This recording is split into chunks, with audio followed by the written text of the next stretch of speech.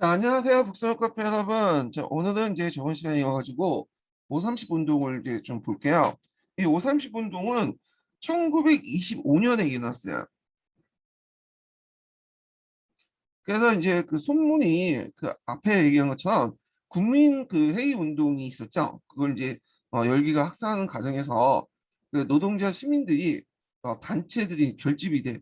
그래서 이런 걸 바탕으로 조직적인 어떤 반제 제국주의 운동이 가능했고요.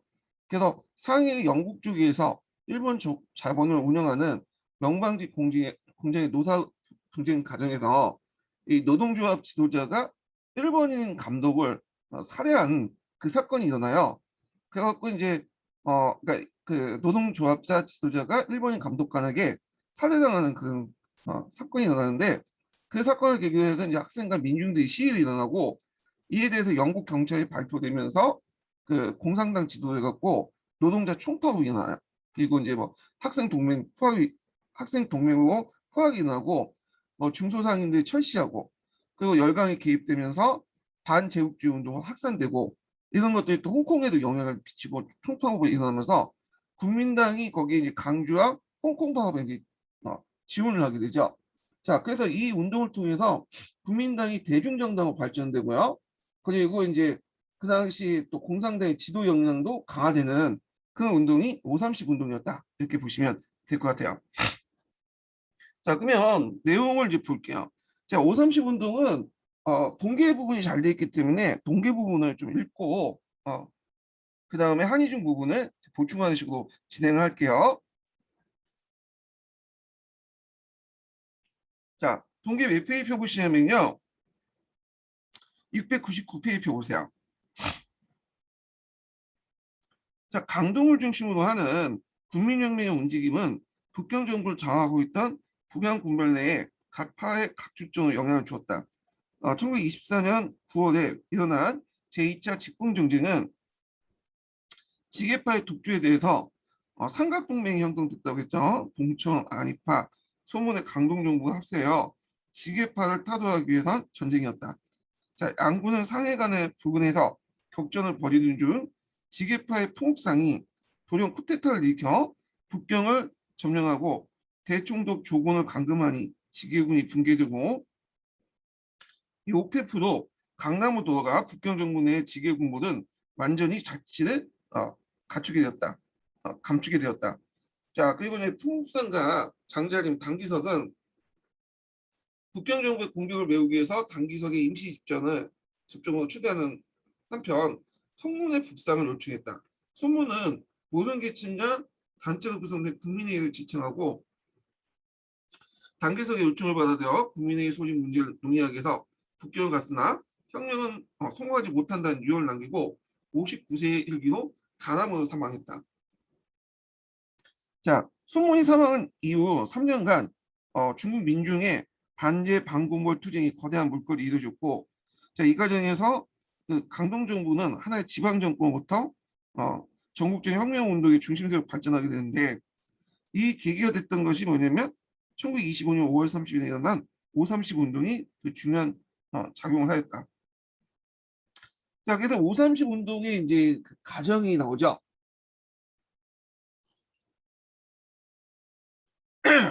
자, 530 운동은 상해에서 일본 자본으로 운영되는 면방직 공장의 노사 분장 중에 이 노동조합 지도자들 일본인 감독이 살해하는 사건이 발달이 되었다. 자, 이 사실이 알려지자 다수의 학생과 민중이 이 조기 해소와 체포 학생들의 석방을 요구하며 가두 시위를 벌였는데 그때 영국 경찰에 발표하여 많은 학생이 죽고 부상자가 발생했다. 자, 이에 상해 전체 노동자가 총파업을 단행하니 학생은 동맹으로 포합을 하고 중소상인들은 철시로 맞섰자 상해시가 마비되었다. 자, 이에 열강은 이제 육군을 상륙시켜 무차별 발표하여 다수의 사망자를 발생하자 반제국주의 운동이 순식간에 전국적으로 확대되었다. 특히 홍콩에서도 이제 연대 파업을 하게 되죠. 그래서 홍콩은 그 당시 영국의 식민지였죠. 그리고 여기는 상해 조계에서 이제 일어났기 때문에 영국 조계에서 일어났기 때문에 이에 이제 홍콩에서 영대 파업을 했던 거예요. 그래서 홍콩에서는 16개월에 걸친 노동자 총파업으로 도시 기능이 마비되었고 영국의 하남 지방에 큰 타격을 줬다. 하남은 이제 대개 보면 이제 그 강남 일대를 얘기해요. 강남 일대. 자, 530 운동이 장기간 걸쳐 성공적으로 진행될 수 있던 거는 국민당의 후원과 지도 때문이죠. 자, 그래서 이제 이때부터 이제 국민당이 예전에 강동구를 매개로 했던 지역 정권에 불과했는데 지역 정당에 불과했는데 전국적인 정당으로 발전될 수 있는 계기를 마련해줘요. 이 530 운동이. 그리고 이제 대중정당으로 부각이 되죠. 자, 그래서 이제 이와 함께 이제 국민당도 노동자의 힘을 더욱 중요하게 생각하여 민중수고 그 세력이 확대되면서 민중의 기반을 둔 대중정당으로 발전하였다.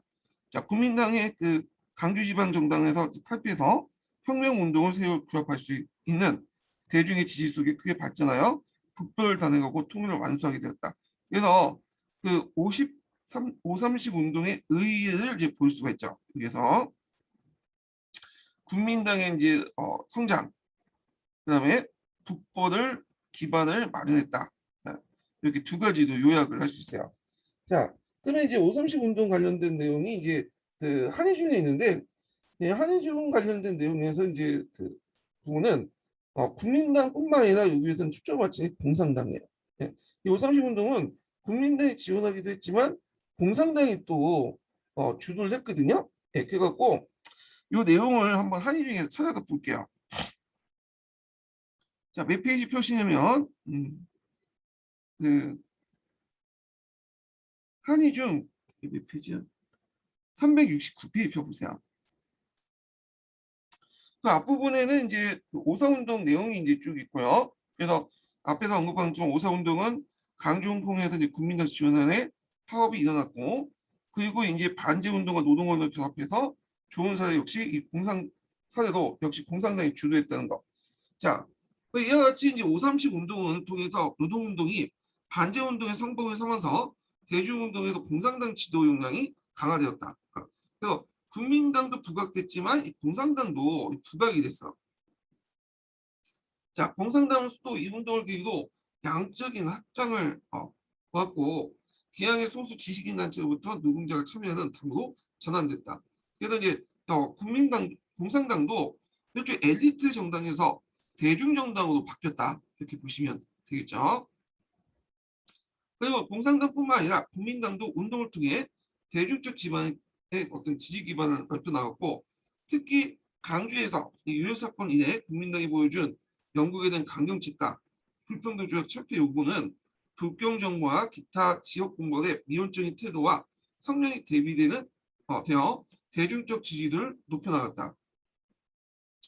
자, 노동운동의 고향은 국민당과 공산당의 연량을 증대시킨 한편 국민당의 대립을 시켰다. 대립을 심화시켰다. 특히 이제 공산당이 그 세력이 점점 커지니까 평상시에 국민당 안에 공산당을 못마땅하게 생각하는 세력들이 되게 많았거든요. 자, 그러니까 이제 이거에 대해서 이제 국민당 내에 있었던 우파 세력들이 상당히 이제 뭐냐면 이 공산당의 대중운동을 안 좋게 보기 시작해요. 이 공산당이 이제 뭐냐면 세력이 커지니까. 자, 그래서 이제 특히 공산당 지도 아래 노동운동이 급진적 양상을 보이자 국공합작을 유지하면서 국민당 정부의 권력을 확보 강하려고 했던 국민당 지도층은 공산당의 대중운동 진출을 상당히 우려하게 되었다. 이렇게 보시면 될 것 같아요. 자, 북벌을 보죠. 북벌. 자, 북벌과 관련된 문제는 예전 기출문제 한번 나왔어요. 예전 기출문제.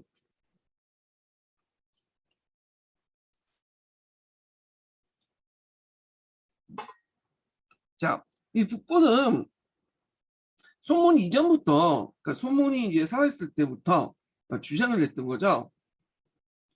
그래갖고 이제 했는데 실제 이루어진 것은 소문 사후에 뭐냐면 이루어졌어요. 장개석에 의해서.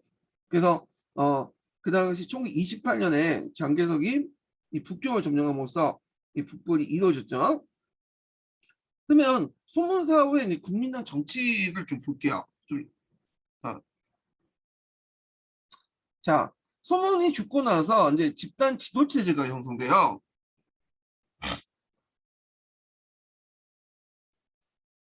그래서 국민당 안에 이 집단 지도체제가 형성되고 이게 1925년 7월달에 형성이 되는데 이때 이제 이 집단 지도체계에서 중요한 역할을 했던 요준계라는 사람이 있어요. 요준계.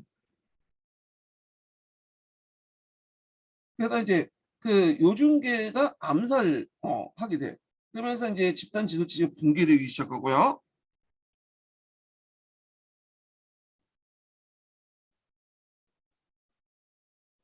그리고 이제 누가 이제 주도를 하게 되냐면 두 사람이 주도하죠. 이 왕정이라는 사람하고 이 왕정이는 이제 좀 이름 좀 기억을 해주세요. 이 사람은 나중에 이제 그 일본에 붙어가지고 괴뢰 정부를 세웠던 사람이죠. 이 사람이. 그 다음에 이제 장개석이 이제 주도를 하게 돼. 두 사람에 의해서. 왕정이는 주로 정치를 담당하고 이 장개석은 군사적인 뭐 담당하죠. 그래서 이 연합체제가 이제 형성됐다. 자, 근데 이제 이때 연합체계가 깨지게 된 사건이 있는데 이게 이제 무슨 사건이냐면 이 중사만 사건이야. 그러니까 이 중상한 사건은 이제 그 당시 이제 국민당은 공산당과 관련이 있다. 이런 식으로 이제 얘기를 하면서 좀 상대적으로 이제 뭐냐면 공산당과 친했던 이 왕정이를 이제 비판하는 공격하는 어떤 계기를 삼죠. 그래서 이제 왕장 연합 체제가 붕괴되고요. 그래서 이제 이걸 계기로 해서 장개석이 당권을 장악하게 돼요. 이 사람은 원래 군사권을 갖고 있었지만 당권까지 이제 장악하면서 장개석 중심의 북벌이 이제 행해지게 되죠. 그래서 이 북벌은 장개석을 주도 이제 했다고 보시면 돼요. 그래서 북벌은 여기 지도에서 잠깐 이제 보면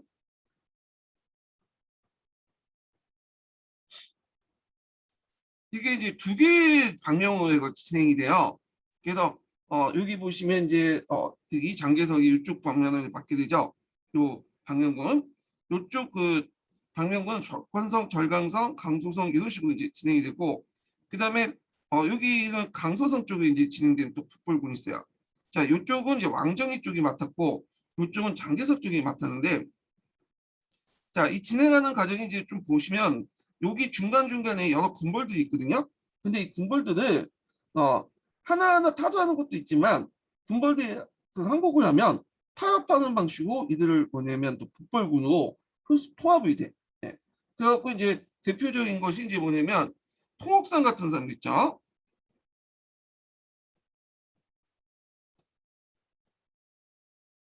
이 풍옥상도 그 원래는 이제 이 사람이 앞에서 얘기한 것처럼 지게파 사람이었어요.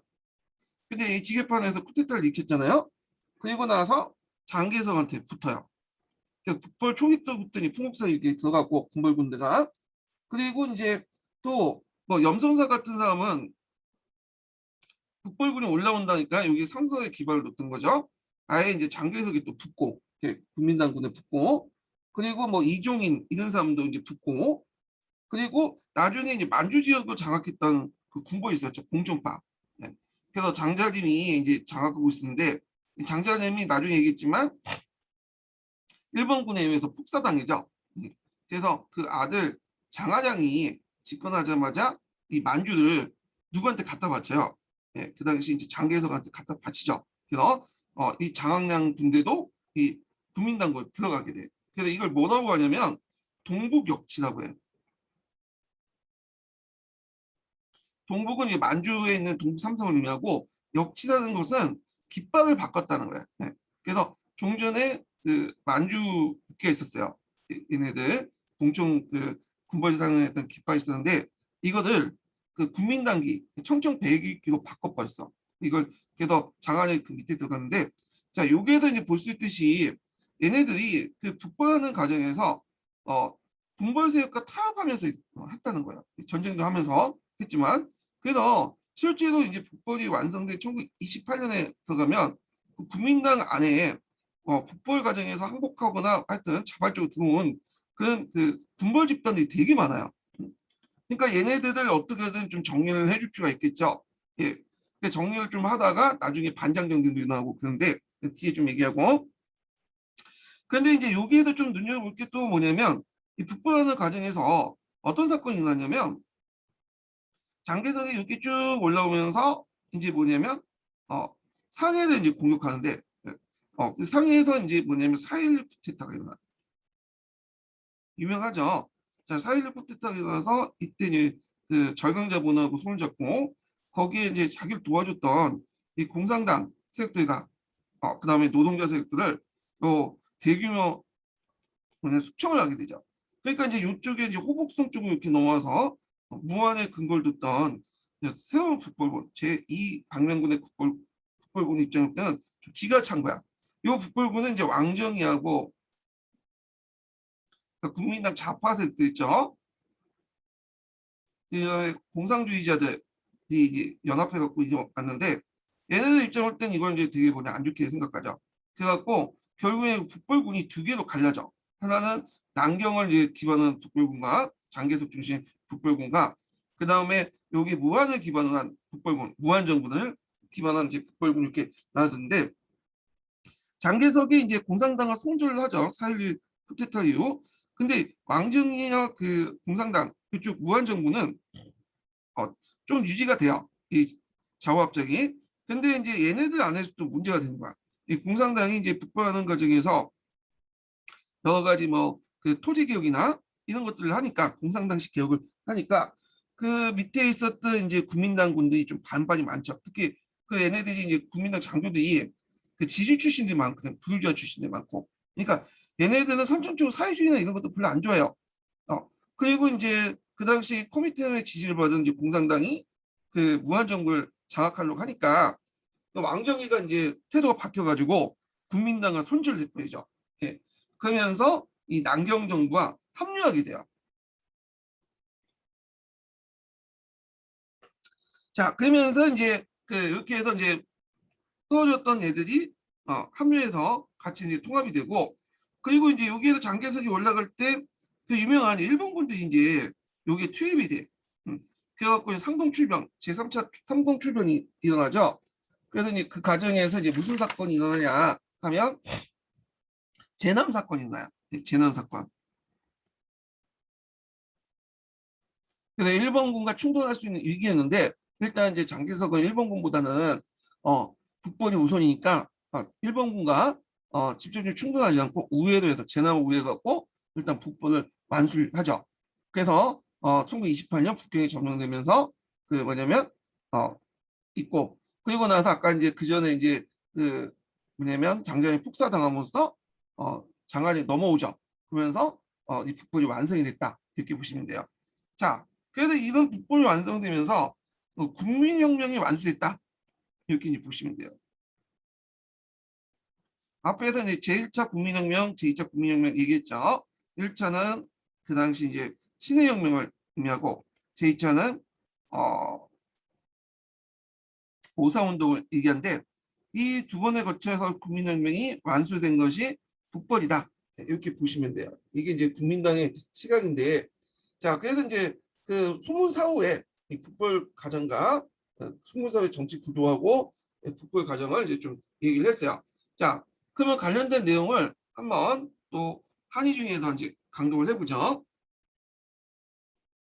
자, 송문이 사망 후에 구심점이 없어진 국민당은 1925년 7월에 집단 지도체제를 갖춘 국민정부를 수립했다. 자, 국민정부가 재정 군정의 어떤 통일을 추구하는 과정에서 집단 지도체에서 중요한 지도자를 역할했던 용준계가 암살됐는데 그 요준계 암살 계기로 해갖고 이제 집단 지도체제가 붕괴되고 이 왕정이와 장개석 간의 연합체제가 구축이 돼요. 그래서 정치적 지도권을 장악한 왕정이와 군사적 기반을 가진 장개석이 서로 보완하는 체제였다. 자, 그래서 왕장 연합체제 결속을 다진 국민정부는 정부 내 각 군대를 가지고 지역 활발적인 성격을 영구로 없애기 위해서 당군을 제1군, 이 당군이라는 것은 이제 장개석 직하의 이제 국민당군을 얘기를 하죠. 호남군을 제2군, 운남군을 제3군, 강동군을 4군, 복군군을 5군하는 군민 혁명군으로 재편성했다. 자, 여기 이제 나머지 그 단골 지역은 2군, 3군, 4군, 5군은 그 국민당이 북벌 이전에 국민당이 붙었던 그 군벌부대라고 보시면 돼요. 대개 보면 이제 서남 쪽에 있는 군벌들이야. 강동, 뭐 강서 이런 군벌들을 얘기하죠. 자, 국민혁명군은 1925년 12월 초쯤에 강동성 전역에 대한 지배권 확립에 재정적 기반을 안정시켰고, 또한 손문사후 사망을 전후해 활발해진 반공을 추구하는 대내 분파 활동을 억제하고 연소용공, 노동자 농민 지원이라는 당의 노선을 재차 확인했다. 근데 이런 그 사건이 이제 언제부터 깨지기 시작하냐? 앞에서 연소용공이나 이런 것들이 이 중사원 사건까지 깨져요. 중삼. 중삼하면 이제 아까쯤 했죠. 이거 중삼은 이제 손문의 호죠. 아마 손문을 기리기 위해서 이제 배에 군함에 그 명칭을 붙인 것 같은데, 자, 이 중삼을 누가 지휘했냐면 공산당원이 지휘했어. 1926년 3월에 공산당 지휘하에 있는 군함 중상함이 항포에 해양한 것을, 항포강은 이제 뭐냐면 이제 그 강동에 보면, 강주에 보면 이제 그 강동성이잖아요. 주강이 있어요. 주자강이라고 하는 큰 강이 있는데 요 한 지주가 항포강이야. 네. 여기가 이제 강주에 흐르는 그 강이거든요. 자, 그래서 이제 그 여기 항포에 해양하는 것을 자신에 대한 쿠데타를 본 장개석이 그냥 해양만 했는데 자신에게 복을 하지 않고 해양했다는 거야. 그래서 왜 복을 해서 해양하지 않냐? 이건 얘네들이 쿠데타를 일으켰기 때문에 그렇다. 자, 자기식이 이제 해석을 한 거죠. 제가 보기에는 좀 약간 사건을 일부러 만든 것 같아. 네. 자기가 이제 주도권 장악하기 위해서. 장개석이 공산당 지휘관과 그 소형 고문을 체포, 연금하는 이 중상한 사건이 나자 이 왕정이가 잠적하는 일이 생기면서 왕장 연합체제가 붕괴되기 시작해요. 그래서 이제 당권까지 이제 장악을 하죠. 이후 이제 군과 당을 실제로 지도할 수 있는 지위에 오른 장개석은 국민연금 총사령지에 올라서 북방의 군번을 정벌하는 북번에 나서게 되었다. 자, 그래서 이제 북번은 군벌과 어떤 식으로 전쟁과 타협이라는 방식으로 이제 두 가지 했는데, 본격적인 북번에 들어가기 전에 강서성이 국민연금에 편입된 것을 필두에 도초에 이제 군벌은 싸움 대신에 타협을 택했어. 일단 이제 명분 측면에서도 그 당시 이제 국민당군이 있었고, 그 다음에 이제 또 얘네들이 또 뭐도 있어요. 네, 당군도 있죠. 정예병, 소련으로부터 지원을 받아서 만든. 자, 그래서 이제 그 북벌군이 저 북상을 하면서 얘네 특징은 군벌들 흡수해 갖고 자기 시야에 넣다 보니까 막 군대가 점점 불어나기 시작해요. 예. 자, 북부의 진천에 따라서 국민정부군이 점령 지역이 호북이나 호남, 호북, 강서도 확대되면서 점령 지역의 지배권 둘러싼 대립이 당내에 발생했는데, 그리하여 이제 12월 13일 반장개석파 국민당 인사, 그 대표적인 인사가 이제 뭐냐면 왕정이 같은 사람이죠. 이 왕정이는 그 장개석과 상당히 뭐냐면 같은 관계였어요. 정치적 라이벌 관계였고, 결국에는 장개석한테 밀려서 이제 실권이 없어지니까 누구한테 붙은 거야? 일본한테 붙어서 일본의 이제 계대 정권을 세우는데 이바지했던 사람이죠. 자, 그래서 이제 하여튼 국민당 인사와 호남 후보 군벌 및 공산당원의 해외여고 중앙당부와 그 다음에 국민정부를 무한에 두기로 결의했죠. 그래서 이걸 무한 정권이라고 해요. 오늘날 코로나 발생지 무한 정권을 결의했고, 장개석은 1927년 1월 3일 따로 이제 해일려서 중앙당부와 국민정부의 자신 근거지는 남창에 두기로 했죠. 예, 남창으로. 남창을 뒀다가 이게 남경으로 옮겨요. 예. 자, 하여튼 양자간 공방이 계속되는 가운데 3월 중앙집행위원회 회의에서 장개석이 장악하고 있던 국민연금 사령부의 권한을 대폭 약화시키는 조치를 취함으로써 정치적 명분 싸움에서 무한정부 측이 우세해졌다. 자, 그래서 이제 이걸 좀 반전을 노리기 위해서 장개석이 상해에서 반공적 입장을 밝힌 정변을 일으키죠. 그게 뭐냐면 4.12 쿠데타, 4.16 정변이라고 이렇게 나왔는데, 그러니까 이제 상해를 이제 점령하기 전에 이미 상해는 노동자들이 공산당 지도자의 무장 봉기를 일으켰어요. 그래갖고 이제 이미 깨끗하게 이제 그 지역 군벌들을 이제 정리하고 송정방인가 그거야. 얘를 정리하고 그때 이제 그 자리에 장개석이 들어온 거야. 자, 근데 들어오자마자 장개석은 누구하고 이제 결탁을 했냐면 절강자본들과 결탁을 하게 됩니다.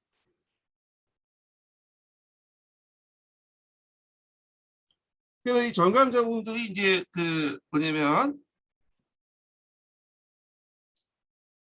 일종의 이제 매판자본들이죠. 그래서 이 매판자본은 청나라 말기 때부터 매판, 그러니까 이제 외국 자본과 결탁을 해갖고 여러 활동을 통해서 축적이나 집중, 그러니까 자본 축적이나 자본 집중, 그리고 또 뭐냐면 또 외국 상인들 또 결탁 이렇게 했던 그 애들이 그 매판 자본이야. 예. 그래서 이제 이런 그 매판 자본을 통해서 성장했던 애들이 절강 자본인데 이 절강 자본과 결탁을 해버린 거야. 그래서 공산당을 탄압을 하죠. 사회주의자들. 그리고 요때 이제 그 대표적인 절강 자본 집단들이 공시 집안이거든요. 공시 집안. 네. 공상이라고 하는 사람이 있어. 이 사람이 이제 뭐냐면 그 중국의 국민당 정권의 4대 정권, 4대 가문이 있었는데 요 가문 중에 하나죠. 이건 좀 나중에 설명을 좀 할게요. 자, 하여튼 그 4.16 전면 후에 장개석은 18일 내에 남경에 국민정부를 세웠다. 그래서 남창에서 남경으로 이제 옮기죠. 그래서 무한정부는 장개석의 정년 후에 한동안 국공합작을 유지했다. 근데 이제 무한정부 안에서도 재정개혁 기반이 이제 상당히 불안정했는데 그 불안정할 수밖에 없는 게 뭐냐면 일단 지도를 보시면 여기가 상해가 지금도 그렇지만 상당히 경제 중심지잖아요. 여기가 이제 그 당시에 외국인들 몰려 살고 있었고 조개가 많았어요.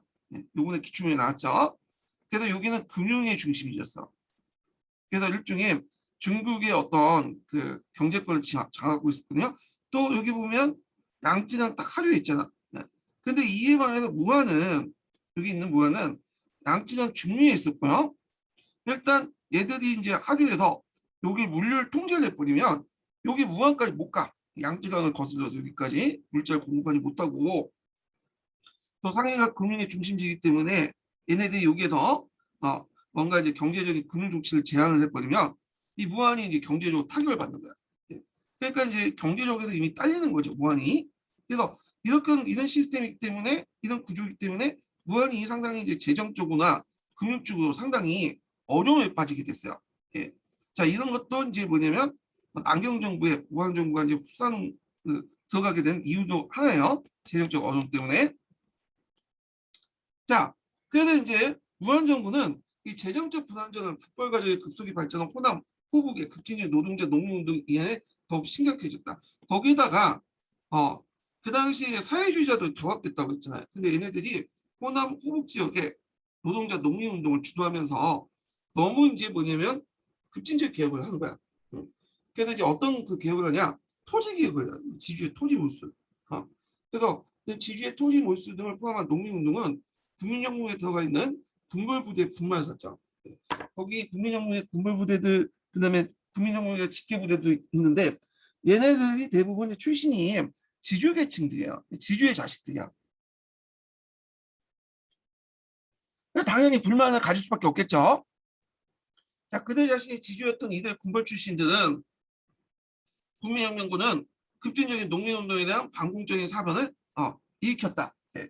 그래서 내부에서 이제 이거에 반발해서 쿠데타를 일으키게 돼요. 예. 자, 그래서 이제 물론 이제 진압은 됐지만, 자 이렇게 이제 공산당 지도하에 대중운동가 군벌 출신의 이제 국민혁명군의 충돌이 일어나는 가운데 코미테라면 또 지시를 내리죠. 무슨 지시를 내리냐? 토지 국유화 시행, 공산당원과 노동자, 농민의 무장 등을 지시하는 전보를 보내는데 이 전보를 이제 왕정이가 본 거야. 여기에서 무한정부에서. 그래서 무한정부에는 국민당에서 이거 안 되겠다. 도저히 이제 설 넘었다. 네. 그렇게 생각을 하게 된 거죠. 결국 이제 이 정보가 구실돼서 공산당은 국민당부터 쫓겨나게 됐고요. 무한의 국민당이 정식으로 공산당과 합작을 결렬시키기도 결정을 했다. 그래서 이때부터 공식적으로 제2차 국공합작, 1차 국공합작이 깨지게 돼요. 자, 이로써 3년을 거쳐 국민당과 공산당 합작 관계가 깨어지게 되었다. 자, 합작이 결렬된 후 무한정부와 이제 남경정부가 통합 움직임이 나왔고, 일단 이제 명분을 좀 살리기 위해서 장개석이 하야를 내.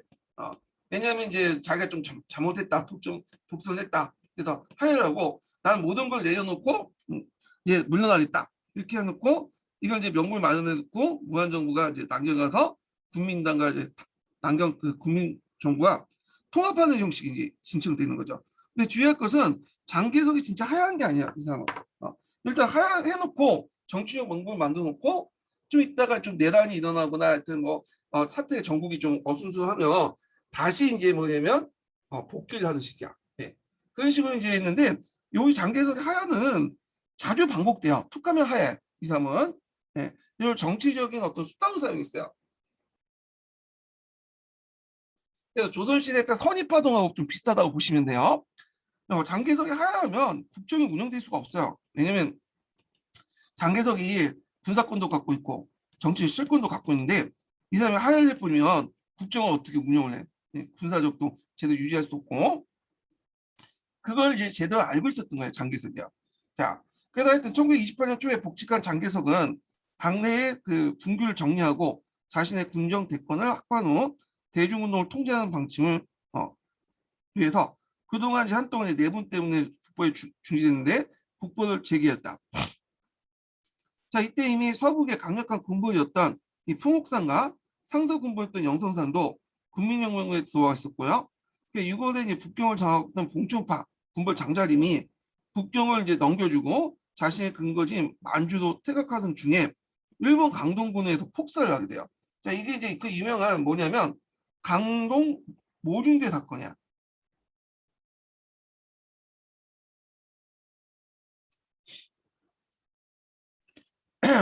그래서 폭살을 하게 되는데, 자, 이 사건이 상당히 큰 타격을 주죠. 예, 요거 폭살 사건. 그래서 이제 이 강동 모중대 사건 때문에 그 뭐냐면 그 어떤 일이 나냐면 이때 이제 장화장이 이제 일본과 손절하고 장개석과 붙게 돼요. 그리고 장개석한테 이제 자기 영토를 갖다 바치죠. 그걸 동북역지라고 하죠. 자, 그래서 이제 이런 그 강동 모중대 사건이 나왔다. 근데 이거는 이제 강동군이 일본 정부의 허락 없이 그냥 독자적으로 한 거야. 그래서 그 일본 그 군부에서 시킨 것도 아니에요. 강동군이 툭하면 이제 얘네들이 독자적인 작전도 많이 하고 상관 명령을 무시하고 그랬거든요. 그 일본 중앙 정부의 명령도. 그래서 이제 강동군이 이제 이렇게 지 혼자 이제 폭살을 한 이유가 뭐냐? 걔들 죽인 이유가 만약에 이제 그 장자림이 요 만주 지역으로 돌아올 경우에는 만주 지역을 뭐냐면 돌아올 경우엔 그에 따라서 북벌군도 같이 온다는 거야. 근데 이 만주 지역 안에는 남만주 철도 같은 일본인 자산들이 있어요. 자신들의 어떤 기득권을 지킬 수 없다고 이렇게 판단해가지고 원래 강동군 자체가 이제 그 남만주 철도 지키는 부대였거든요. 그래서 이제 얘를 이제 죽였던 거죠. 근데 이제 그 아저씨 할땐 일본에 개같이 충성을 했는데 자기 아버지가 이렇게 죽으니까 좀 약간 배신감을 느꼈겠죠. 자, 그래서 이제 국민혁명군이 싸움 없이 북경을 점령하고 12월에는 장자림의 아들로 만주에 지배하고 있던 장하장이 국민정부에 복종하겠다는 의사를 표시함으로써 군벌 지배의 중국은 국민정부에서 통일됐어요. 그래서 이 국민당의 이 북부를 완수함으로써 반제 반군벌이라는 국민혁명의 목표를 온전히 달성하기는 보기는 어렵다. 자, 왜냐하면 이제 그 국민당이 오면서 이 군벌들 하나하나 다 토벌해갖고 하는 게 아니라 흡수하는 식으로 들어왔잖아요. 그래서 이제 형식적으로 이제 통일만 한 거지 그 안에는 군벌색들이 많고 그래요. 또 이제 국민당이 또 영국이나 또 미국이나 이런 등등 여러 열강들 눈치를 또 볼 수밖에 없고 그래서 이제 국민혁명 목표가 완전히 도달할 수 없다고 보기는 어렵지만 목표를 그래서 이제 일단은 형식적 군벌 시대에 종식시키고 통합의 기초를 마련한 것이므로 아직 달성하지 못한 나머지 목표는 남경 국민정부의 목으로 남겨진 것이다. 이렇게 있죠. 그래서 이제 남경 국민정부가 이 북벌이 완성된 1928년부터 해서 그 다음에 국共내전에서 이제 쫓겨서 대만호간 1949년까지 요 시기에 이제 중국의 중앙정부가 되죠. 네, 중앙정부. 자, 그러면 이제 요 관련된 내용을 좀 그 동계에서 좀 보충해서 좀 읽어볼게요. 자, 동계 몇 페이지 펴보시냐면요. 그 703페이지 펴보세요. 동계.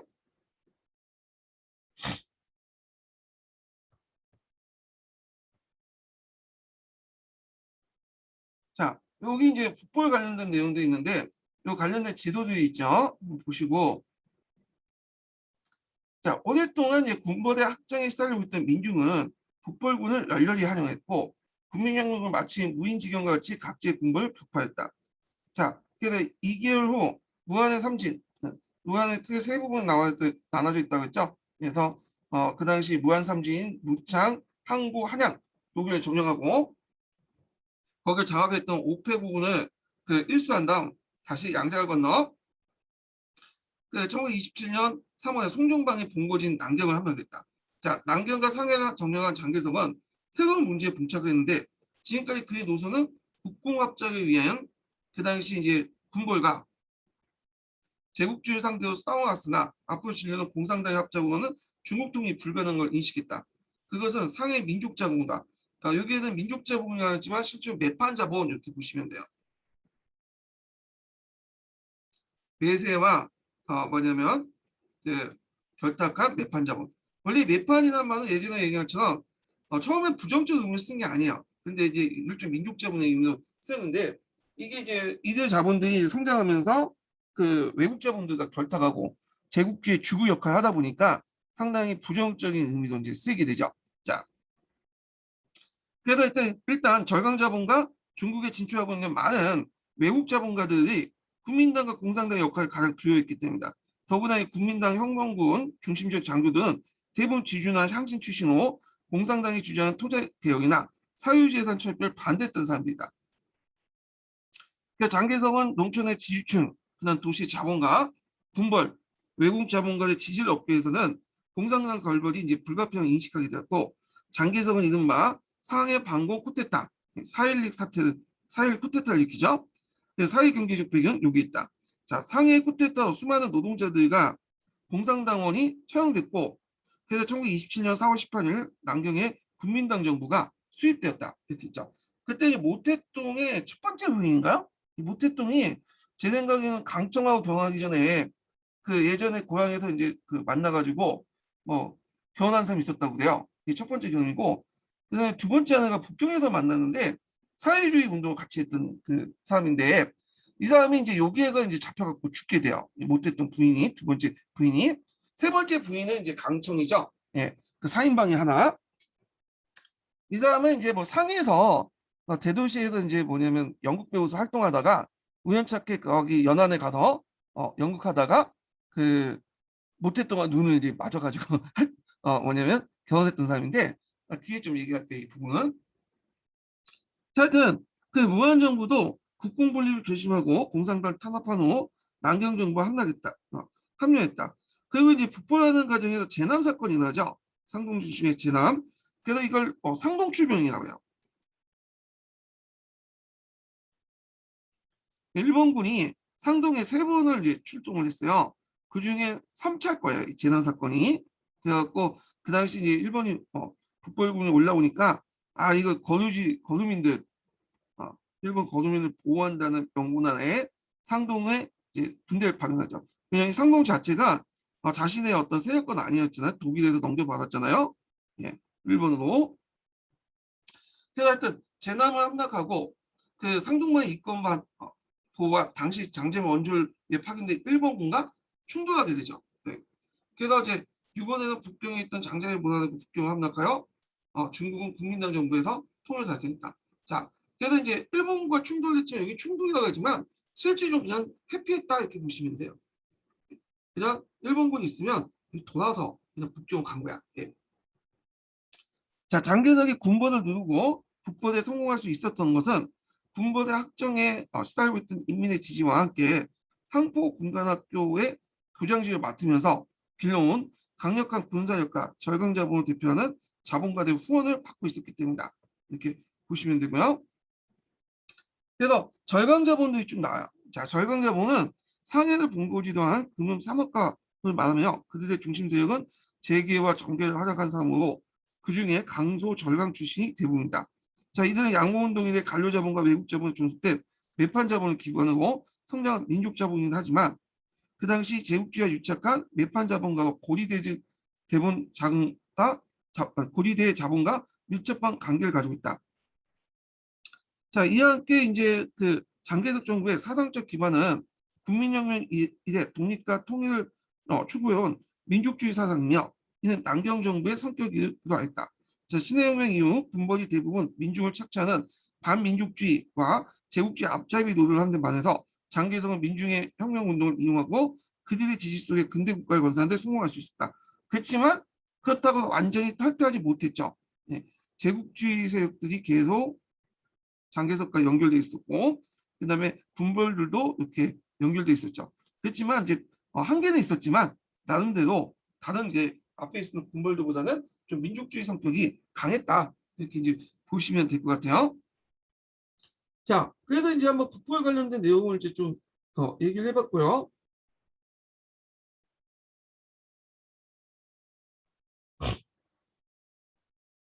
그 다음에 이제 그 여기 넘어가기 전에 모택동 넘어가기 전에요.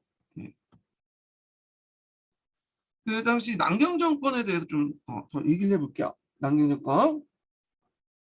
이 남경 정권을 이제 그 장악했던 그 집단도 있었어요. 네. 남경 정권을 장악했던 집단도 있었는데 가문도 있었죠. 이 남경 정권을 이제 장악했던 4대 가문이 있어.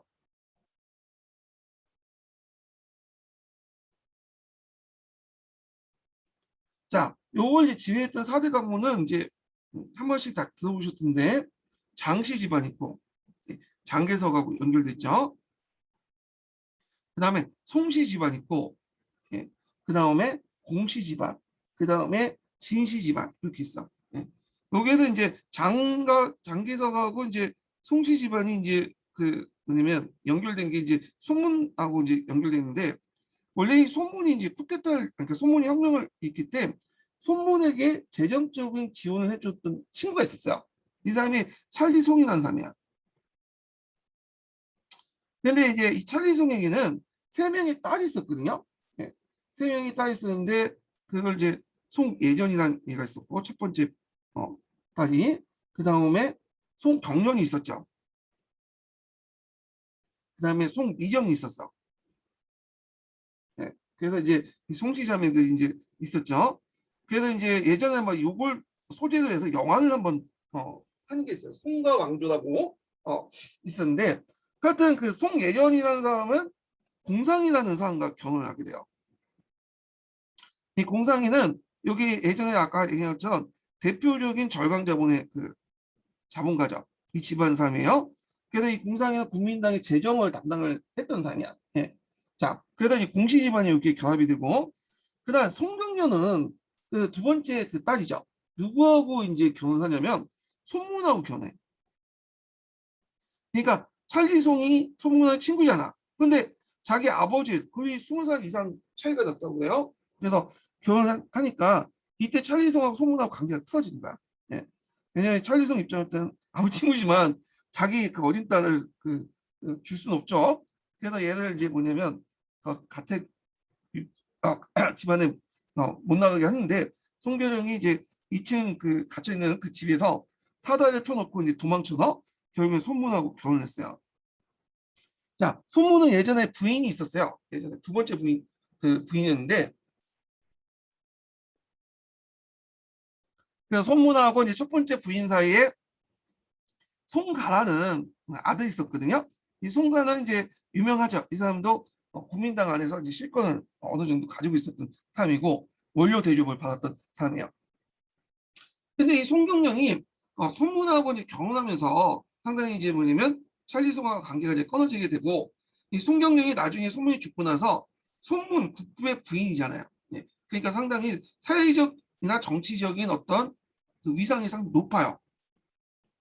근데 이제 나중에 보면 알겠지만 이 송경련이 장개석하고 관계가 별로 안 좋거든요. 예. 그래서 장개석이 했던 일들을 사사건건 반대를 하게 돼요. 예. 그래서 이제 있고, 근데 이제 송정열 또 뭐냐면 장개석 입장에서 죽일 수도 없는 게 이 송문하고 국부의 부인이고, 또 송미령이라는 사람이 있는데 이 송미령이 장개석의 부인이야. 아, 그러니까 이제 죽일 수도 없는 거죠. 예. 그래갖고 결국에는 이제 송병면이 나중에 공산당이 집권하고 나서 그 부주소로 이제 또 공산당 밑에서 활동을 하게 돼요. 예. 또 공산당 입장을 때는 또 송문의 부인이다 보니까 상당히 우대를 해줬겠죠. 예. 그래서 이 송경련이 있고 송미정은 막내딸인데 누구하고 이제 결혼하냐면 장개석하고 결혼해. 예. 그래서 여기 이제 세 명의 자매들이 다 장씨하고 장개석과 손문과 결합돼 있었어요. 그래서 송씨 공씨 집안이 이렇게 인적 관계로 연결됐고, 그 다음에 진씨가 있는데 진씨는 진기민이라는 사람이 있어요. 자, 진기민은 어떤 사람이냐면 그 당시 삼합회 회장이야. 이때 삼합회는 지금도 그렇지만 이제 일종의 해당 애들이 좀 약간 깡패 조직이라고 보시면 돼요. 조직이라고 보시면 돼요. 예. 그래갖고 이제 남경 정부에서 못했던, 그러니까 폭력적으로 못했던 일들을 자기가 알아서 뭐냐면 처리해주는 그런 사람이 진기민인데, 한때는 장개석도 그 진기민 밑에 있었다는 설도 있어요. 예. 하여튼 장송공진이라는 그 4대 가문들이 안경 국민정부를 움직였고요. 이들이 상당히 부패를 했기 때문에 나중에 남경 정부가 몰락하는 배경으로 또 작용돼요. 예. 그래서 이렇게 이제 남경 정권의 어떤 정치, 군사 독점 체제가 구축됐다. 이렇게 이제 파악을 해주시면 되고요. 이 4대 가문 통해서. 자, 그 다음에 이제 그 전쟁과 훈장 개시 이제 보기 전에 잠깐 이걸 보고 나서 이제 국민 공산당을 좀 봐야 되겠네요. 반장 전쟁 볼게요. 일단 자, 반장 전쟁 진압과 훈장 개시를 보자. 자, 이게 왜 일어났냐면 이 북벌하는 과정에서 이제 문제점이 발생이 됐죠. 아까 이제 북벌하는 과정에서 그 당시 그 군대들을 흡수하면서 갔다고 했잖아요. 자, 그러다 보니까 이제 국민혁명군 안에 군벌들이 되게 많은 거야. 그 이제 근데 문제는 이제 통일되고 나니까 이 군벌까지 해서 막대한 그 군대를 다 유지할 필요가 없죠. 왜냐하면 그 통일하고 나서 제일 중요한 경제개발이거나 사회통합인데 이렇게 많은 그 소모적인 군인들을 돈을 많이 쓰면서 국방비를 쓰면서 유지할 필요 없단 말이야. 예. 그러니까 이제 장개석이 그 이렇게 북벌로 팽창된 군대를 감축하고 군사 부분의 중앙 정부의 통일을 강화시키면서 뭔가 어떤 국방비 절감을 목표로 해갖고 그 뭐냐면 그 군대를 축소시키려고 해요. 그래서 그때 무슨 회의를 개최하냐면 평전회의를 개최해.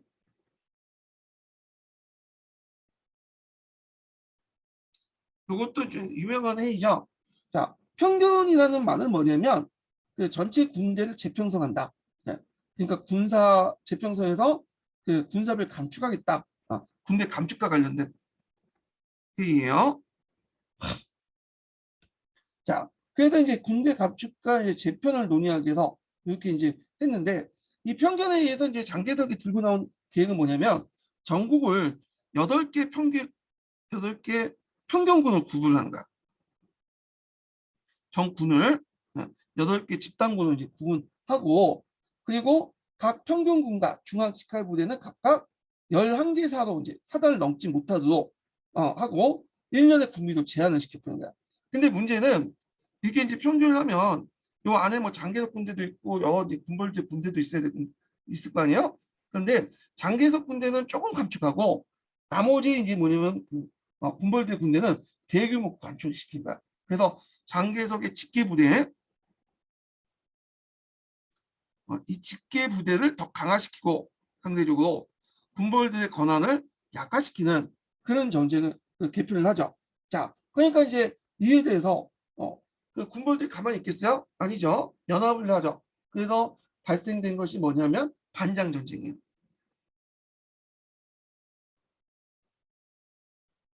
네. 그래서 장개석을 반대하기 위해서 그 당시 국민혁명군의 그 뭐냐면 그 가담했던 그 여러 군벌들이 반발을 일으켜요. 그래서 대표적인 사람은 뭐 거의 대부분 90% 가담했다고 보시면 돼요.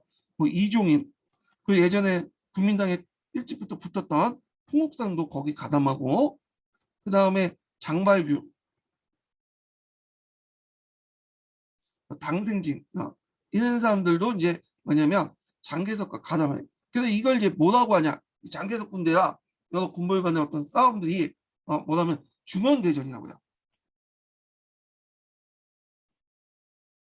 근데 이제 요게 핵심 키포인트를 갖고 있던 캐스팅 보딩을 갖고 있던 사람이 누구냐면 장하장인데, 이 장하장이 처음에는 뭐 약간 이제 중립을 지키는 정도 이렇게 보고 있어요. 여기 가담할까, 군벌 가담할까, 그 다음에 장개석이 가담할까 하다가 장개석군을 지지하게 되죠. 이게 결정적이야. 네. 장하장이 같은 군벌인데 불구하고 장개석을 지지해. 이 장하장은 좀 성향을 보면 좀 약간 이상주의적인 어떤 성향이 좀 있어요. 좀 대의를 강조하고.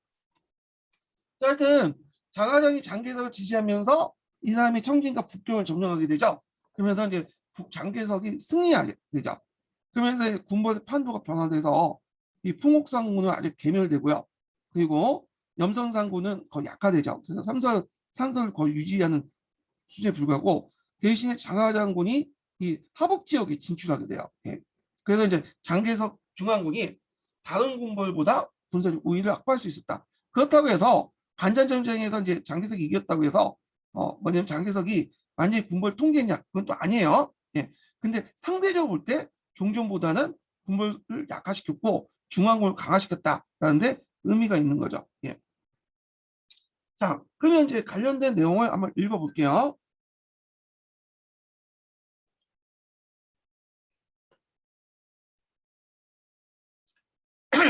자, 북부의 전개 과정에서 장개석은 이 북경 정부를 장악하고 있는 봉춘박 군벌에 대한 공동 북벌을 유도하기 위해서 국민혁명군추로 들어가 있는 군벌대 점유 지역인 기득권을 인정했다.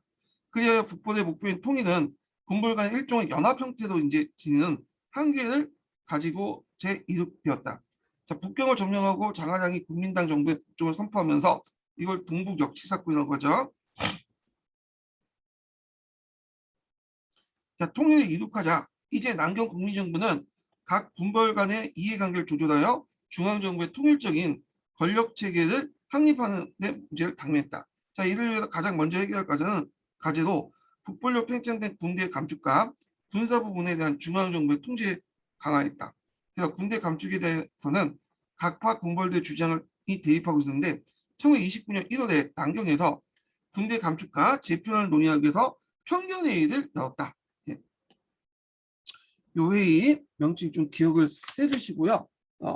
그래도 이제 있고, 그 다음에 이제 이 회의에서 장개석의 무기나의 장개석 직속군대 제1집단군과 풍옥사의 제2집단군 10개사 개편되고, 염선사의 제3집단군과 강석의 이중의 집단군 8개사, 나머지 작군은 6개사, 8개사 하자는 염선사의 주장이 채택됐다.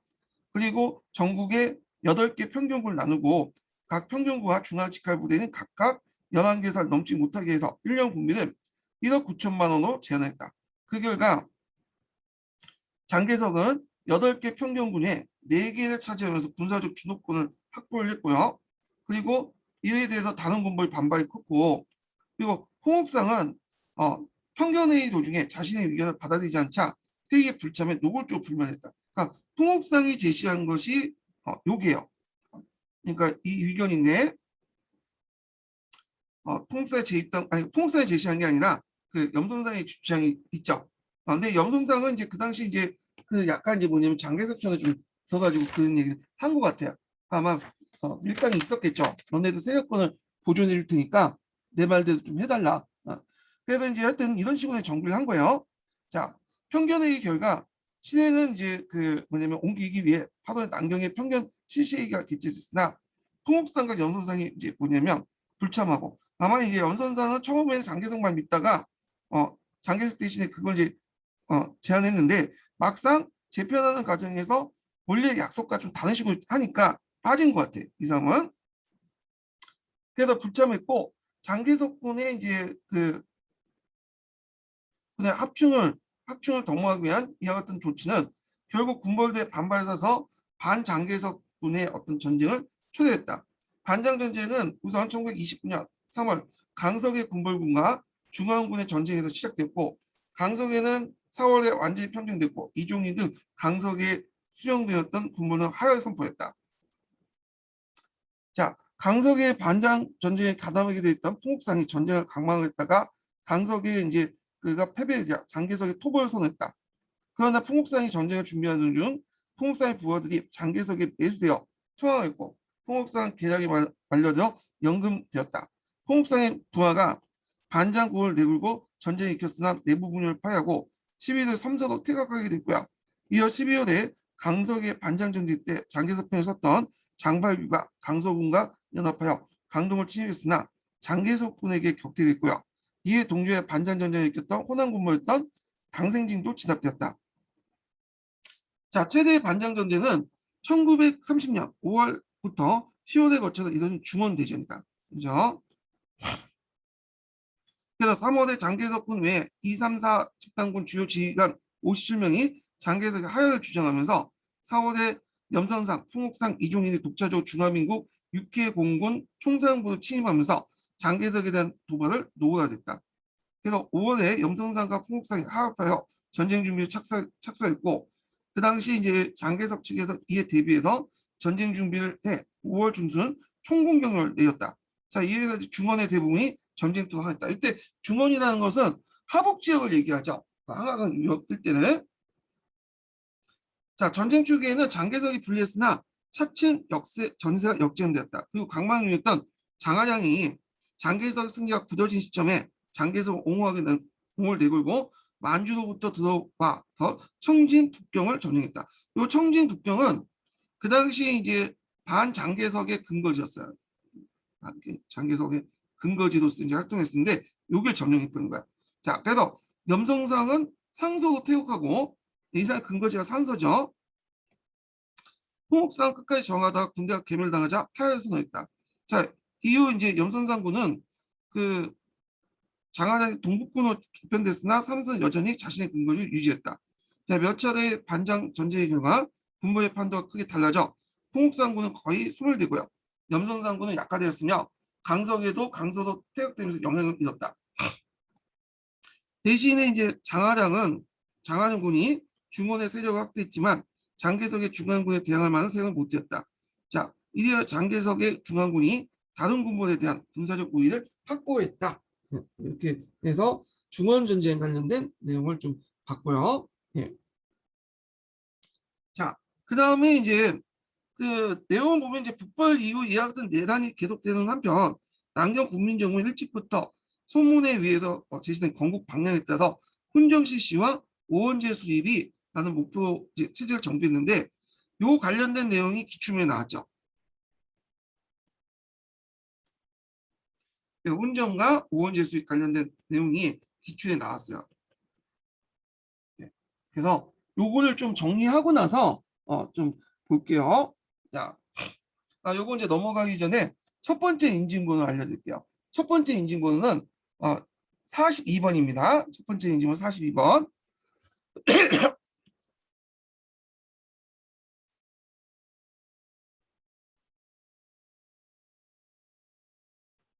자, 훈정 통치 내용은 이제 좀 정리를 좀 해볼게요.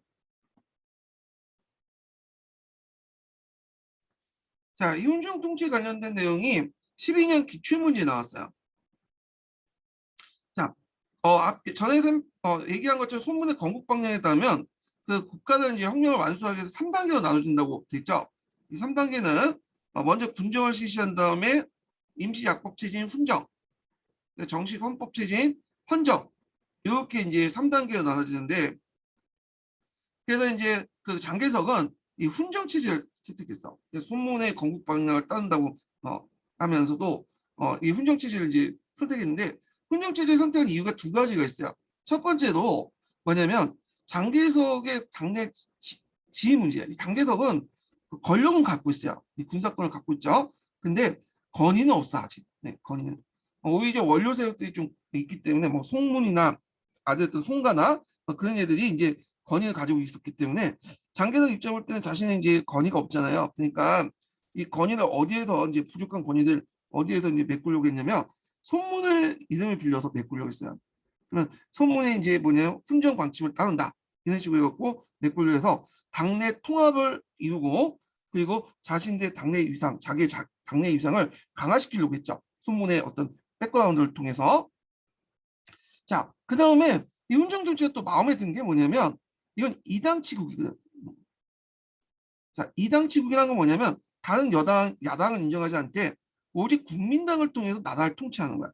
뭐 이건 독재하겠다는 거죠, 한마디로. 예. 그래서 이제 그 오원제라는 시스템 자체도 이거는 뭐 권력 분립이라고 하지만 실제로 당 밑에 있는 거기 때문에 실제로 당이 통제를 하는 거야. 장기에서 통제를 할 수 있죠. 그러다 보니까 독재 체제하기, 독재를 유지하기가 상당히 유리해. 장기에서 독재 체제를 유지하기에. 그래서 자신의 어떤 당내 정치 기반한 확립, 그걸 통해서 사상을 통일하고 그다음 독재를 유지하기 위해서 훈정 정치를 하게 돼요. 근데 이제 문제는 훈정의 단서가 됐던 것이 인심 약법이거든요. 헌법은 아니지만 약법을 만들어야 돼요. 약법. 근데 약법을 만들어 놓으면 장기들이 별로 안 좋아하지. 왜냐면 이게 일종의 정식 헌법은 아니지만 일종의 약법을 만들어 놓으면 자기가 거기에 구속받을 수 있잖아요. 자기 권한을.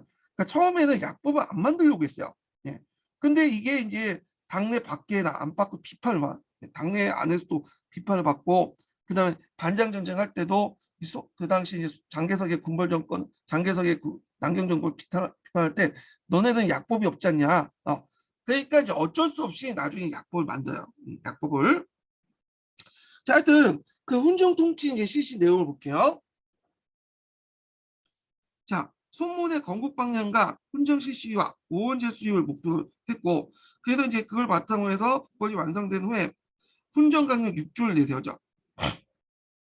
6년간 구정된 훈정기에는 국민당 전국 대표회의가 국민대회를 대신하고, 자, 이건 뭐냐면 당 대표회의가 국민대 이게 의회거든요. 예, 의회를 대신한다는 거야. 자, 그러니까 얘네들이 입법권이나 이런 것도 다 갖고 있다는 거야. 그러니까 오늘날 말하면 지금 열린우리당 뭐 이런 당들이 당 대표대회가 국회 역할도 같이 했다 이렇게 보시면 돼요. 그래서 국민의 주권 행사를 지도하면서 그 당 대표대회가 폐회 중에 국민당의 중앙집행위원회가 대행한다. 그러니까 행정권까지 다 갖게 된다. 그러니까 쉽게 말하면 말이 오원제지, 오원제지. 실제로 이제 당 밑에 있는 거야. 그러니까 이 구조죠. 장개석이 당 대표로서 이제 실권을 갖고 있잖아요. 그리고 여기 밑에 국민당 전국 대표대회가 있어요. 그리고 그 밑에 또 실제로 걸려갖고 있는 중앙집행위원회가 있죠. 그리고 중앙집권위원회에 감독을 받아갖고 뭐가 있냐 5권이 분리돼 있어. 그래서 행정, 입법, 사법, 고시, 감찰. 그래서 서로 견제시키는 거야. 그러니까 우리가 상권 분리처럼 이렇게 견제시키는데 이게 제대로 되겠어요? 왜냐하면 행정권이나 입법권, 사법권, 고시권, 감찰권 이런 것들이 다 중앙집행위원회 감독가 되어 있는 거야. 그리고 중앙집행위원회는 전국대표대회에서 선출되는 거고 요 전국대표대회, 당 전국대표위원회는 장개석이 장악을 하죠. 네. 그러니까 실질적으로 장개석이 요걸 뭐냐면 통제했다. 그래서 이걸 바탕으로 자신의 권력을 강화시켜 나갔다. 이렇게 보시면 돼요. 예. 그럼 왜 이런 구조를 만드냐? 이당치국적인 구조를 만드냐면 이거는 손문의 유지에서 나와요. 손문의 예전 생각에서 손문은 그 국민당이라는 대중정당을 만들었지만 대중은 신뢰하지 않았어요. 이 사람은. 네. 대중은 상당히 뭐냐면 우매하고 얘네들은 정치적 훈련도 부족하다. 민주주의 정치를 하기에 좀 약간 뭐냐면 부족하다. 이렇게 생각을 한 거야. 그래서 지금은 이 소문 같은 엘리트를 중심한 몇 명의 이제 뛰어난 사람들을 중심으로 해서 가도 정치를 하고 그리고 이제 대중들을 계몽을 시켜줘야 돼요. 훈련을 시켜줘야겠죠. 그래서 훈련 시킨 다음에 그 다음에 정식으로 헌정 정치 할 때 뭐냐면 얘들을 이제 정치 참여시켜야 된다는 거예요. 그래서 군정이라든지 그 다음에 또 앞에 훈정 정치 안에서는 민중들이 직접 정치에 참여하면 안 돼. 그래서 당의 지도를 해서 민중들을 훈련을 시켜줘야 돼. 지방자치를 통해서. 그 다음에 어느 정도 민중들이 뭐냐면 성숙한 다음에 뭐냐면 헌정 단계에서 국회를 만든 다음에 국민대회를 만든 다음에 얘네들을 정치에 참여시켜줘야 된다. 이렇게 이제 얘기를 하죠. 그러니까 이제 훈정 단계에서는 민중들을 중앙정치에서 배제시키는 거야. 예. 자, 이런 손문의 생각을 장개석이 이어받았다 보시면 돼. 장개석 입장할 때는 뭐 자기 국민에 맞아 떨어지잖아요. 근데 이제 손문이나 장개석의 어떤 생각에 대해서 반대했던 사람도 있죠. 호적이라는 사람이에요. 예. 이 호적은 예전에 문화대혁명이다. 저기 그 신문화 운동을 이끌었던 사람인데 이 사람은 이제 뭐냐면 이 사람은 공산당을 싫어했지만 또 장개석도 싫어했어요. 그래서 이 사람이 북벌 완수 후에 장개석을 상당히 비판을 많이 했어. 장개석의 비판을 많이 했고 또 손문도 비판을 했죠. 예. 그래서 이 사람의 비판 내용이 주로 뭐냐면 장개석이 약법 없이 지금 통치를 하는데 훈정계는 약법이 있어야 되지 않냐? 어떻게 법 없이 통치하냐? 막 이렇게 비난을 하기 시작한 거야. 예. 그래서 이제 나중에 또 방전정책이 일어나고 하니까 손문도 어쩔 수 없이 약법을 만들어요. 원래 훈정계는 약법이 있어야 되잖아요. 예. 초창기 때는 없었어. 호적에 관련된 내용이 이제 비판 문제가 나왔죠. 그래서 호적은 그 당시 이제 그 손문의 생각을 비판하면서 아니 민주주의를 실시하려면 먼저 뭐냐 민주주의를 한번 겪어보는 게 낫지 무슨 너네들 개돌을 하고 지도를 하냐. 예를 들어서 수영을 시킨다. 수영을 이제 배우는데 수영을 못한다고 해서 수영 안 시키고 말로만 설명하면 그게 되겠냐. 수영을 하기 위해서는 직접 수영 물에 들어가서 한번 해봐야지 되지 않냐. 그 과정에서 물도 먹고 시행착오도 하지만 그 과정 수용을 할 수 있지 않냐. 민주주의도 마찬가지다. 국민이 직접 한번 겪어보고 시행을 해야지. 물론 시행착오도 있겠지만 뭐냐면 나중에 민주주의가 어느 성숙할 수 있는데 그 수용해서 물 먹는 것을 걱정해서 그렇게 그 민주주의를 뒤에 미루면 이게 실제로 민주주의가 제대로 되겠냐. 이게 이제 호적의 비판 내용이야. 예. 그래서 호적이 그 비판을 했다. 그 내용이 예전에 기출에 나왔죠. 자, 하여튼 이렇게 좀 볼게요. 자, 국민당은 국민을 훈련시킨 의무가 있고 국민정부는 국민당의 중앙정치 감독을 받아서 5권 행정, 입법, 사법, 고시, 감찰에 총괄할 수 있다. 그러니까 실제로 이 구조화에서는 이런 구조화에서는 장개석이 독재 정치했다 이렇게 보시면 돼요.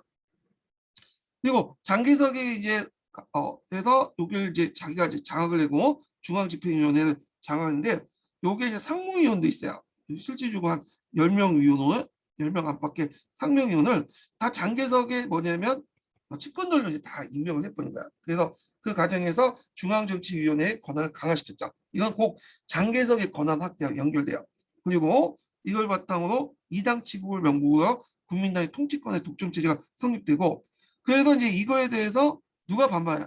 지식인들이 반발해. 대표적인 사람이 호적이죠. 자, 그래서 호적이 이제 그 비판 내용이 있죠. 이거는 손문이나 장개석이 가지고 있는 어떤 훈정 정치의 문제점, 손문의 어떤 엘리트감, 엘리트 의식, 민중을 개돼지로 생각하는 그 의식들을 이제 비판한 거죠. 자, 그 내용을 이제 볼게요. 이거 관련된 내용이 기출 사례가 나왔어요. 자, 인민이 처음으로 정치에 참여할 때는 시행착오를 피할 수밖에 없다. 그럼 인민의 수준이 낮기 때문에 정치에 참여시킬 수 없다고는 말할 수 없다.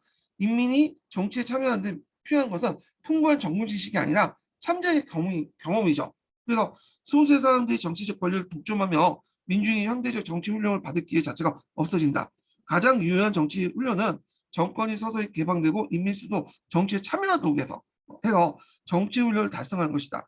현정이 가장 우수한 훈련이다. 그래서 현정을 해야지 해야 된다. 왜 훈정을 계속하냐. 그리고 훈정이라고 해도 지금 약법이 없지 않냐. 정치 참여시켜라. 이렇게 이제 얘기하죠. 수용을 배우려면 수용에 그 무대 가서 한번 물 좀 먹어보고 수용을 쳐야지 잘 배울 수 있듯이 민주정치도 마찬가지예요. 한번 시행착오 있을 수밖에 없는데 그걸 무서워가지고 민주의 정치를 참여 못 시킨다는 건 말도 안 된다. 이게 호적의 얘기죠. 자, 그래서 이제 일단 이렇게 이제 여론 분위기가 이제 정치 법을 만들어야 된다. 이런 게 하니까 어쩔 수 없이 이제 뭐냐면 훈정 약법을 이제 실시해요. 그 배경을 보면 앞에 중원대정에서 반장 세력들이 너네들이 훈장 정치한다면서 약법도 만들지 않았지 않냐? 너희들 정부는 가짜다, 정통성이 없다, 손문의 유지를 제대로 받지 못했다, 뭐 이렇게 비난을 하고 얘네들이 북평 정부를 수입할 때 태원 약법 초안을 이제 내거든요. 자, 그러니까 이제 명분에서 이제 밀릴 수밖에 없겠죠. 그래서 처음에는 약법을 안 만들려고 했는데 명분에 밀리다 보니까 장개석도 어쩔 수 없이 훈정을 기초를 보다 확고히 하기 위해서 약법 제정을 해서 국민회의를 소집을 제안하고 그리고 이제 근데 문제는 이제 그걸 장개석의 지도 아래 이제 한다는 거죠. 그래서 결국에는 이제 장개석의 지도 아래 뭐냐면 훈정 약법을 만들죠. 약법을. 근데 이제 그래서 이제 중화민국 훈정식 약법이 만들죠. 자, 이게 이제 있는데 이 약법 체제가 언제까지 가냐면 1949년까지 가요. 49년. 그래서 이제 그 약법 제도 유지하면서 그 당시 또 정식헌법을 만들자는 의견도 있었어요. 그래서 뭐 5원 헌초라는 거, 그래서 정식헌법 초안도 나오고 네, 그랬는데 이게 논의만 있을 뿐이지 제대로 시행은 못했어. 정식 한정체제로 넘어가긴 어려웠고 그 약법 체제에 입각한 훈정 체제가 1949년에 갔는데 1949년 가서야 막판에 이제 뭐냐면 정식 헌법을 만들었어. 근데 이미 때는 늦었죠. 1949년은 이미 이제 공산당이 하북 지역을 장악하고 막 양쯔강을 넘어오는 그 시점이었어요. 예. 그러니까 실질적으로는 이제 그 뭐냐면 그냥 그 훈정 체제, 약법 체제로 계속 갔다 이렇게 보시면 돼요. 그래서 이제 중화민국 훈정이라는 약법을 만들긴 했지만 이 약법 내용이 기존의 국민들이 가지고 있는 이런 독재 권력을 그냥 명문화를 시켰다 이렇게 보시면 돼요. 그래서 훈정 시기에 국민당 전국 대표대회가 국민 대표를 대표해 그러니까 의회를 대표해서 중앙 통치권을 행사하고 회의 중에는 앞에서 장개석이 장악한 중앙집행위원회가 권력을 행사한다는 거죠. 그리고 그래서 앞에 있는 훈정 강령을 그 앞에 있는 여기 행정강령 6개조를 명문화시켰다. 네, 이렇게 보시면 돼요. 자, 국민정부에서 주석 한 명과 몇 명의 위원을 두고 국민당의 중앙집행의 선임을 구정한다. 뭐 등등 있고 그 다음에 이제 그 결과 국민정부 주석으로 취임한 장개석이 군사 재정 실권을 장악했다. 네. 그래서 이훈정 약법이 떠밀려 갖고 이제 한 거지만 실질적으로 이제 그냥 기존의 장개석의 권력을 그냥 명문화시켜 놨다. 이렇게 보시면 되고요. 그리고 장개석이 이제 그 아니 소문에 이제 그 통치 방법을 보면 훈정에서 헌정으로 넘어가죠. 그래갖고 이제 헌정을 만들자는 논의가 있으니까 1936년에 그 당시 훈정헌법을 보완하는 차원에서 5헌초를 만들어요. 그러니까 5헌초는 전시헌법을 만들기 위한 초안이에요. 예.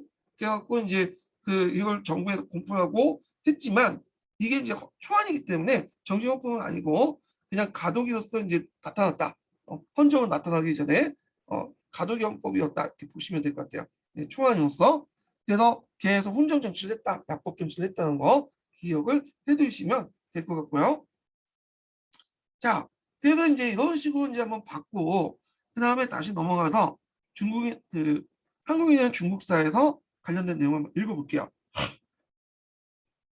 자, 그래서 이제 북벌과 이와 함께 내란이 계속되는 한편 이 남경 국민정부는 일찍이 손문에 의해서 제시된 건국 방향에 따라서 훈정 실시와 오온제 수립이라는 목표를 향해 체제를 정비했다. 그래서 1928년 10월 국민당 중앙집행위원회는 훈정강령 6조를 통과시켰고요.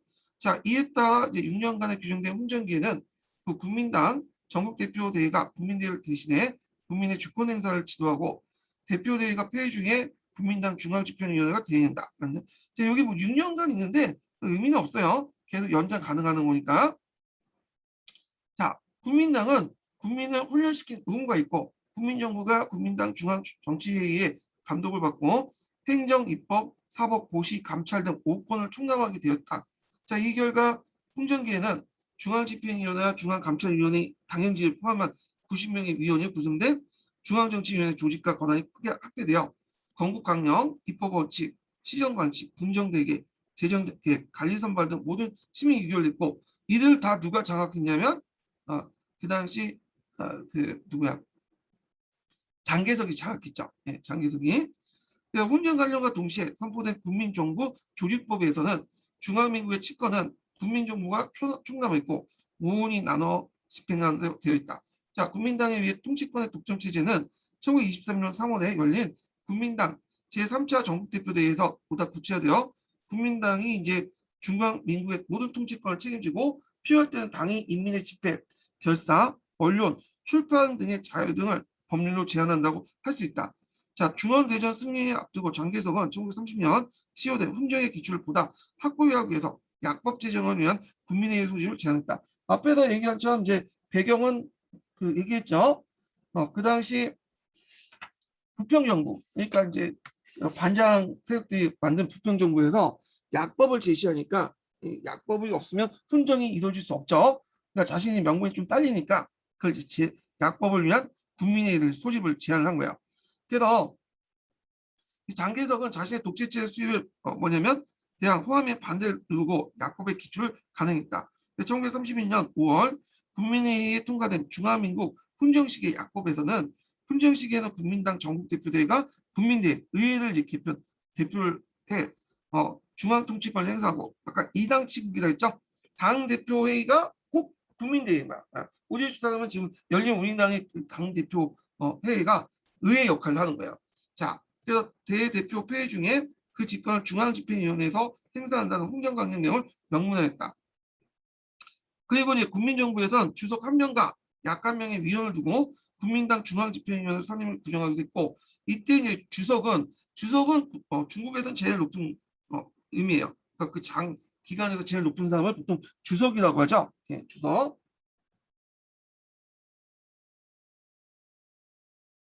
자, 이에 따라 국민정부를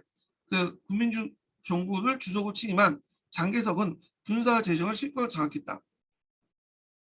자, 이로써 훈정기의 국민정부는 지방분권적 민주주의 요소를 제약한 독재적인 체제를 성격을 띠고 있다. 이렇겠죠. 그래서 이제 지방분권을 해야 되잖아. 훈정 시기는. 예. 그게 이제 훈정 시기에 지방정권 분권을 통해서 나름대로 인민을 훈련시켜야죠. 국민들을. 근데 이것도 실제로 형식상이 있고 제대로 안 됐어. 지방분권이 제대로 안 되고 지방자치도 제대로 안 됐어요. 예. 자, 그래서 이런 민주주의 요소를 이제 뭐냐면 약간 독재적인 체제의 성격을 띠고 있다. 그래서 국민정부는 이 출발부터